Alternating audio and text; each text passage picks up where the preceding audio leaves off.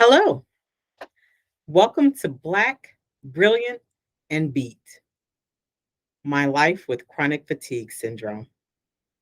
Hello, everybody. I'm Carlene Ponder, and I am a sufferer of chronic fatigue syndrome. And I wanted to take the time to do a short series of videos to share what my life has been like as somebody who has lived with chronic fatigue syndrome for nearly 15 years now. I thought this information would be very helpful, especially to Black women and people of color who may not know about this condition and who may have symptoms of chronic fatigue, but no diagnosis and no relief. Because the medical community is still grappling with how to identify, how to diagnose chronic fatigue syndrome, and also how to you know put the symptoms together in a cohesive manner where somebody could actually come in and say, I'm having issues such as fatigue that is unrelenting and sleep that is unrefreshing, and it triggers a medical professional to say, I wonder if this person might have chronic fatigue syndrome. That doesn't really happen very often. So, part of what I'm going to share with you is how difficult it has been to get medical help for this condition. And like I said, I've had it like over 15 years now. And unfortunately, it is still quite difficult to find medical professionals who are knowledgeable about chronic fatigue syndrome. So let's get started. So when I first got diagnosed with this disease about 15 years ago, in that whole 15-year period, there were only two doctors who knew anything about it. And if it weren't for those two medical professionals, I would have been partially or fully disabled from worsening symptoms that I did not know how to treat. Okay, so what is chronic fatigue syndrome? So today it actually has a newer, fancier, more complicated name, which I will not use that often because it's, like I said, more complicated. Myalgic encephalomyelitis. Or ME for short. So oftentimes you'll see ME/CFS, ME/ chronic fatigue syndrome. And I will just say chronic fatigue syndrome or CFS. So it's a disease that's characterized by profound fatigue, cognitive dysfunction, sleep abnormalities. There could be what they call autonomic manifestations, which I can talk more about later, pain, and other symptoms that are made worse by exertion of any sort. Chronic fatigue syndrome can severely impair patients' ability to conduct their normal lives. Yet many struggle with symptoms for years, as I did, before receiving a diagnosis.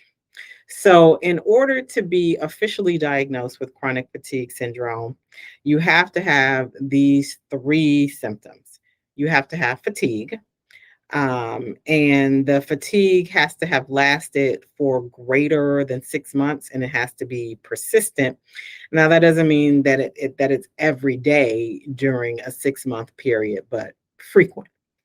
Uh, Unrefreshing sleep, the fatigue remains even after a full night's sleep. So, there are many times when I am experiencing a bout of chronic fatigue syndrome where I will sleep very early, like 5 p.m., 5:30 p.m.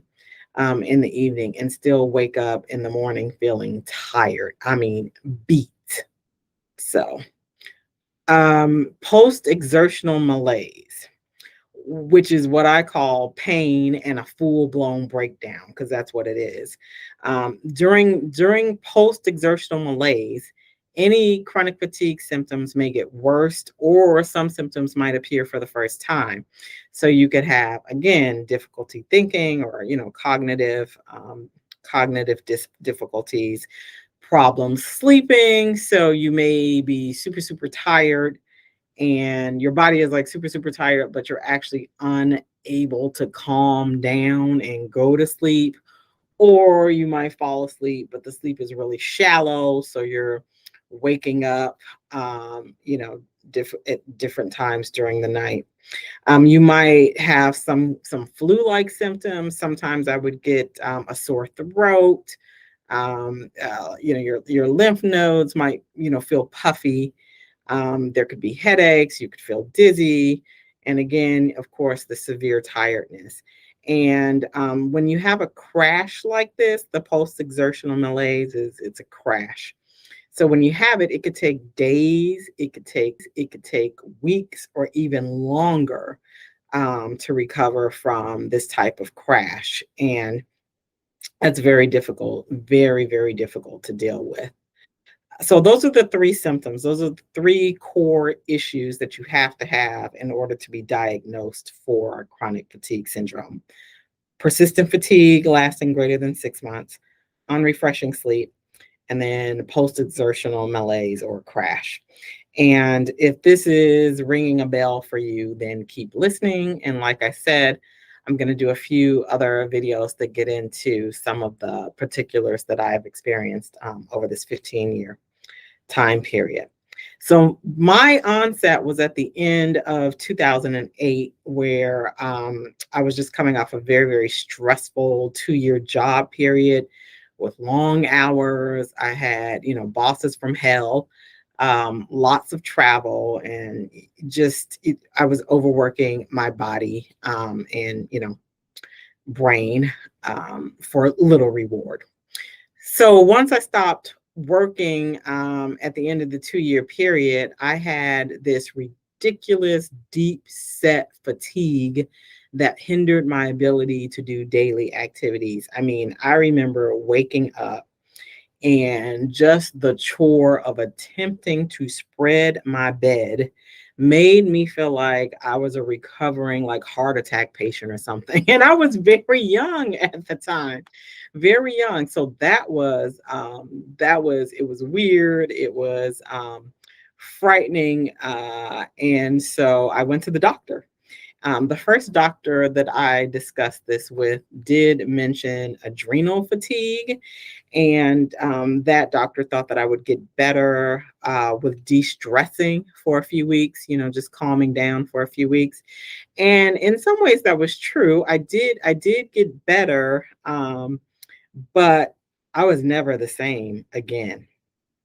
I would often feel achy, like as if I had flu-like symptoms, and gone were the days when I could cram a bunch of activities in, have coffee in the evening and then get a second wind to go out or do, other things, other activities that I needed to have done. There was no such thing as getting a second wind again. It just doesn't happen with me anymore.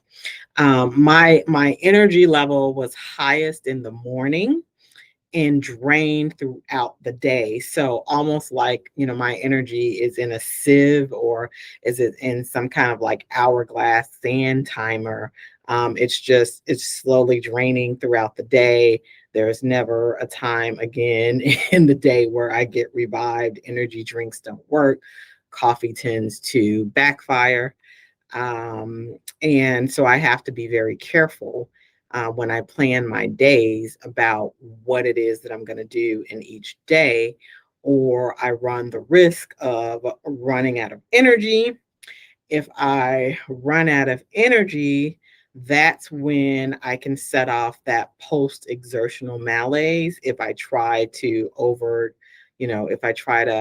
go over my body's allotted energy for that day and take on that extra task, whatever it is, that's when I can set off a crash.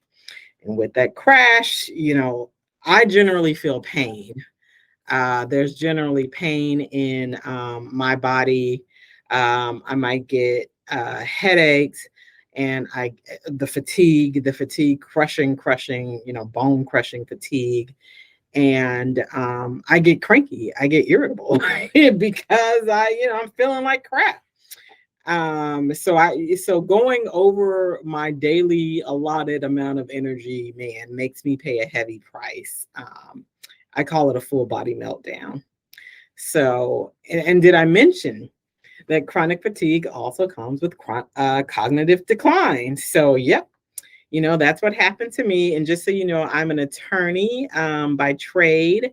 So I went to law school, did a lot of reading, did a lot of studying, a lot of late nights, and was very active in all the things you do, debates, moot courts, and internships and that sort of thing. And that was before I had the chronic fatigue syndrome. But I used to pride myself, on having like a big vocabulary and being able to read dense material quickly and to comprehend it and all that kind of thing. But with chronic fatigue syndrome and cognitive decline, now I have to stick to pretty basic words, basic vocabulary words, and use them again and again. And another thing that I have to do to accommodate is to remember to focus on what the topic at hand is in a conversation, or I'll forget in a matter of seconds what the heck we were just talking about.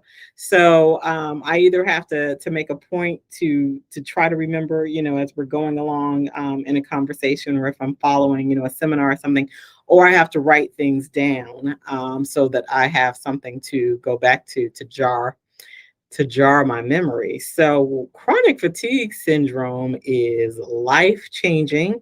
It is disabling because I do have to plan, like I said, ahead of time exactly what it is that I'm going to accomplish in a day, or I risk doing serious injury, harm to myself. Over the years, I have actually fared very well in the sense that I have episodic periods where I'm doing poorly, but for the most part, I have been able to maintain a lot of my, activities and my work life and that kind of thing. But that is because I have benefited, one, from the fact that there are people who discovered this disease earlier on in the 80s and started to write about it in blogs, and having the internet, that kind of thing. There were a few medical trials going on that I benefited from, learning the information from around 2008, 2009, that period. And I did run into one medical professional, or a couple of medical professionals, who were a little bit further ahead on this topic. And so they were able to provide me with some symptom relief. But I definitely want to talk more in the other videos that I'll do about what the journey has been like. It has been up and down. Some things that have worked in the past don't work now. The symptoms of chronic fatigue can change frequently, and sometimes a symptom can appear that you never had before, and you may not immediately connect it to having chronic fatigue syndrome. And there definitely been challenges with getting consistent medical care. And I want to talk about that aspect too, because unfortunately, a lot of the medical providers who are most in the knowledge about this topic don't take health insurance. And so, some real big disparities there between people who have health insurance, people who don't. And of course, I'm considering people of color who are disproportionately impacted by a lack of economic and health equity. So, okay, that is it for this video, but follow me and I will continue to post just to sort of give people an idea of what this journey is like. And so hopefully, if it impacts you, you will learn something. And if you suspect that there are others around you who may benefit from hearing this information, I hope you'll share it. Thank you.